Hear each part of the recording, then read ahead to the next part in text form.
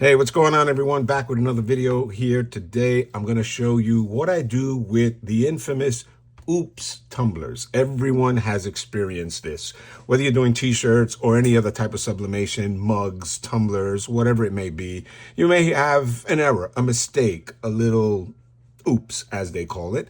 And in this case, it's tumblers. I've had several over the years in my learning process. It happens. Many people have experienced the same. What do? We put the image on upside down sometimes, right? Your colors may not be correctly, as is in this case with me. This should have been red. It came out pink for some reason.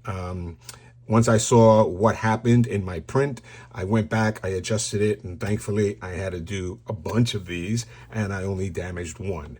So it was just with that. And then also you've got your edges, right? Sometimes you don't like the way the edges come out. In this case, this is a kind of a broken pattern here, such as there, it's a tear.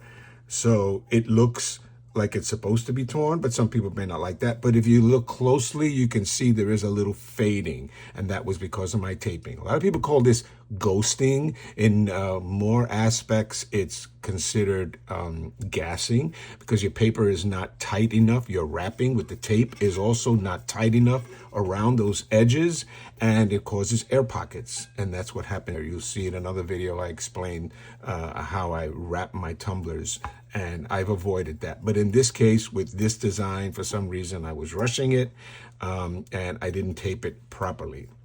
So this is my oops. You know, there are many reasons. Whatever the case, I'm going to show you what I do to fix my oops tumblers. And one of the processes is people reburn them. You put them back in your oven and you reburn them to lighten the image. And you can put another image on top, and that image has to be darker than what you have underneath, so you don't see some of that pattern coming in from underneath, some of that design. However, it's kind of like a tattoo cover-up. You know, it has to be really dark in most cases. Most cases. For me, I've done that once or twice.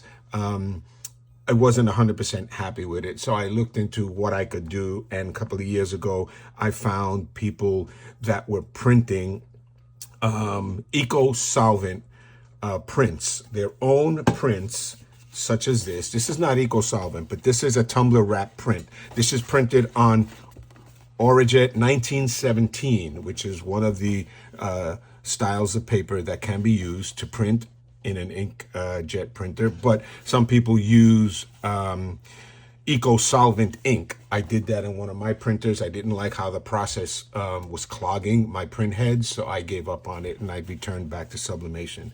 This one is not. I'm not sure what method they use. It's kind of dull, but I have done it in the past, such as this one here. This is an eco-solvent print. It came out really, really nice. It's very vibrant. My wife uses it. It works well. I did not coat this. They say it doesn't have to be coated. The coating is up to you if you want to give it that extra protection. I didn't. I just cut it down at the seam, and it's been on there. It's been washed a few times by hand only, and it's held up pretty well. Here's another. This is my cup here that I did with eco-solvent. This is a little shinier. Again, I didn't seal it. And you can see at the bottom my oops design. I hope you can see that underneath. But it's okay. It's my own, so I really don't mind, you know. Now, these here, as I said, I'm not sure what process they use, whether they just use inkjet photo quality to do their printing, or if it is, in fact, eco-solvent. I don't know. But I wanted to try it again. These came out good. I couldn't find that vendor anymore. I started looking around. You can find many vendors that do sublimation prints. They do UV DTF, and they also do tumbler wraps and mug wraps and such, printable, just like this in various sizes. These cost me about $3. A couple of them were $2.50. I bought a few designs. I bought like 6 or 7 just to have on standby and see what I was going to use. These are a little more matte finish. If you can see that in some areas, this is the white of the printable vinyl, and this is the print that's on it, so it's a little dull. However, in looking at some videos where people do wraps and such, I noticed that there are a couple of great crafters out there that apply a coat of clear coat spray on it. And I did that to these. This has 3 coats of clear coat on it. And what you do, you just lay it down flat. I put it inside of a big box, laid it down flat, took it outside and sprayed very lightly. 3 coats, waited an hour between coats. Normally it dries in about, I guess, 20-25 minutes, but I went a full hour. I wanted to make sure it came out good. It came out nice and shiny and glossy. I really like how it is. So I'm gonna drop maybe this one on there. I'm not sure. I have another one that I coated, but I'm probably gonna drop this one on there, and I'll show you that process and how it's done. All right, so this is what I use, the Rust-Oleum Triple Thick Glaze in the clear high gloss coating. I find that it has worked best. I'm not gonna do this vinyl right here. I already have one done. I would just lay it in a box. This is just a regular box that, you know, for shipping and stuff. And then I just, about 8 to 10 inches away, I just spray very lightly in a left to right pattern. And then, you know, as it states, 20 minutes, this is good, but I let it sit for a whole hour. I come back and I do it 2 more times, and then it's ready to go. Now, I would trim the white before I do this. I'm just showing you this for an example, but I would trim all the white, get as close to the edge as possible, and then see how it fits on my tumbler. If I need to trim a little extra, I would. If not, then I'll trim after the fact. But that's it. Just spray it, let it sit for an hour, and come back and do it twice again, and then good to go. That's it. All right, so we're back. I'm going to show you how I apply the vinyl print to the tumbler. This is the one that I'm going to use, one that I've already coated. You can see it's very glossy. I've given it those 3 coats of the clear spray, and I apply it upside down like that. I put my tumbler upside down. I know that I've trimmed it according to the dimensions as close as I could to my tumbler. And that's one thing, even if it's sublimation, always measure your substrate, always measure each tumbler. Even though it can come from the same manufacturer, the same vendor, whatever it is, sometimes it could be a little off. These things are mass produced and you just never know, right? So you want to inspect them and you want to get a measurement. Now, if you got your template already set up for sublimation, it's going to be pretty close. They're not going to be that far off, and then you'll just trim accordingly, right? You'll trim at the top and the bottom as you have to. This one came pretty much close to the dimensions that it has for a 20-ounce straight tumbler. So I just had to trim off the excess white, and then anything else I need to trim, I will do after the fact. For example, the height of it. It's just a little bit higher, very little bit higher. I will trim that off. But I apply it this way, upside down. I lay it flat because I know that I'm square. And I do it with white gloves. Why white gloves? Even though my fingers are pretty clear and free of any debris, I wash them, I wipe them, I make sure that they're clean.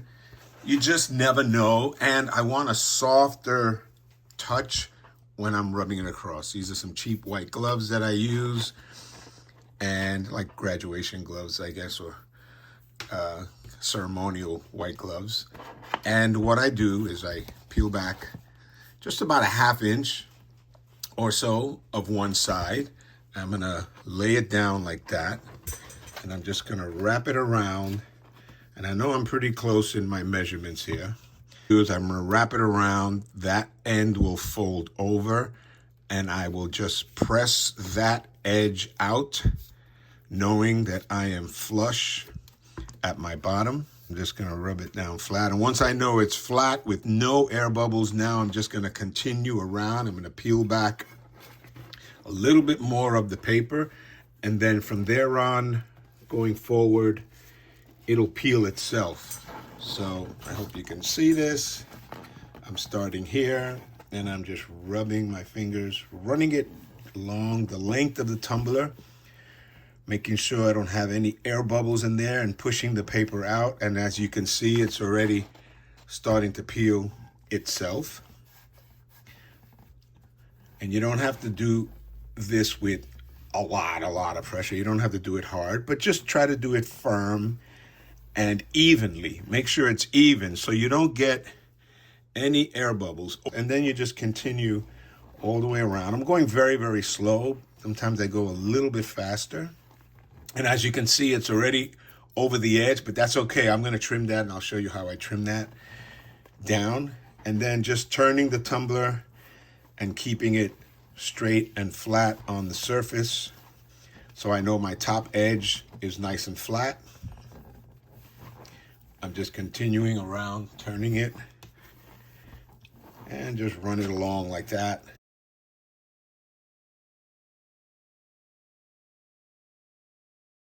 All right, now as we're coming towards the final edge here, making sure I've pressed evenly all the way around to get any, if any, air bubbles out. And I think I did a pretty good job. So this is going to overlap. And as you can already see, there's a slight overlap there, but that's okay. So I'm going to take my razor blade. I'm going to take my X-Acto knife, rather, and I'm just going to score it all the way straight as best I can down that edge. And I'm just running my finger along that to get a nice tight seal on that edge. All right, so that's it. That's how I wrap it. And now I will cut off that edge. And you can follow the line very carefully. All right, so now that I've scored it, it's just a matter of peeling it back. Cut the bottom. I purchased this from Amazon. There are different types. It's used specifically for this. Somebody made this. I'll leave a link in the description of where I got it. It comes with some attachments. It comes with a pole up here, an attachment where you can put a pen, a marker, and while you spin it around, it'll mark if you want to get a guide. I guess for a lot of people that do glitter and resin coated tumblers, very fancy. They have skills that I do not possess at this time. They use that as a guide for different designs and stuff, but it has this razor blade at the bottom, and you can adjust the razor blade. It comes with these 3 additional blocks. You can raise the height of it. I've got it at its lowest point, which is about 1/8 of an inch from the bottom of the cup. And what you do is you just put your tumbler at the edge, the bottom edge, and you just give it a spin, holding it flat without letting it shift around too much. Just give it a nice slow turn, firm pressing against the razor blade. I'll probably do 2 passes just to make sure that I've gone all the way around. And then peel it off. And you've got a nice clean edge. I'm very happy with this. As I said, this does not have to be coated. You do not have to coat these. If you want to give it a little extra protection, especially along the seam, that's it. This is a saver for those people who have Oops tumblers. If you enjoyed this video, please give it a thumbs up, subscribe to the channel so you'll be notified when I post anything new on designs that I may be creating for tumblers or otherwise. And as always, thank you for watching. I really appreciate the support, and I'll catch you on the next one.